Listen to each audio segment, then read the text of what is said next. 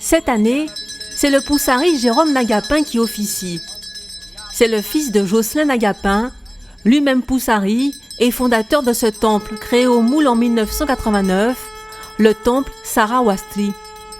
Avant toute chose, il opère à la Bisekum, le bain rituelique de l'effigie de Durga, la divinité célébrée à l'occasion de la Nawatri. La fête des 9 nuits n'en est qu'à sa 3e édition dans le département. 9 nuits de jeûne et de puja, rites d'offrande et d'adoration. On va faire une puja générale déjà pour invoquer les divinités. On va commencer par Ganesh, ensuite par Shiva et les divinités qui vont précéder Durga, qu'on est obligé d'implorer avant d'implorer la grande déesse. Et ensuite on va passer par elle, la grande déesse Durga, ou Mahishasura Mardini. Elle a beaucoup de noms, elle a près de 10 000 noms. C'est une déesse qui est très implorée en Inde. Donc cette fête-là est fêtée partout, en Inde et dans toute la diaspora, aussi au Guyana, au Suriname, en Malaisie, partout. Là où il y a des Indiens en fait, des hindous surtout, ils vont fêter la déesse Durga. La Nawatri, fête la plus spirituelle qui existe chez les hindous, est aussi le moment d'évoquer l'épopée de Durga. Une histoire en 13 chapitres, relatée en sanskrit. Chaque nuit, pendant la fête, un épisode de cette geste, où Devi Mahatma est raconté. Le récit de la grande guerre entre les forces du bien et les forces du mal, Deva contre Asura. Les forces du mal s'est emparées des 3 mondes. Donc Durga est venue pour terrasser, pour battre, pour combattre toutes ces forces du mal. Les démons Shumba et Nishumba, Raktabija, toutes ces forces négatives.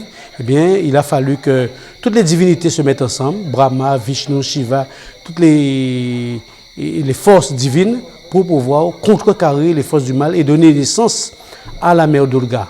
Et comme ça, Durga a pris naissance pour pouvoir épurer le monde de ces forces négatives et de remettre au bien, le côté positif, la part du sacrifice qui lui est dédié. Pour cette édition, les cérémonies, entamées le 1er octobre, ont lieu en petit comité. Une dizaine de personnes désireuses de mieux connaître ce pan de la culture hindoue. Je suis issu de la race indienne, donc je veux découvrir cette culture, quoi.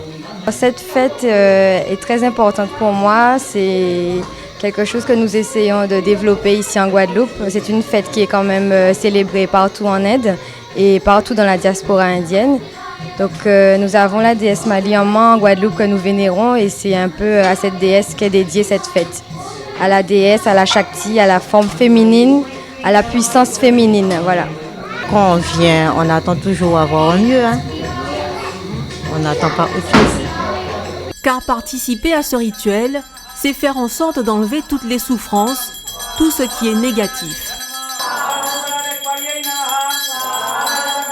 On sort avec une énergie latente, une énergie, la Kundalini, qui va se développer, une clairvoyance qui va se développer, l'énergie, tous les chakras, ça éveille les chakras, la clairvoyance, etc., etc.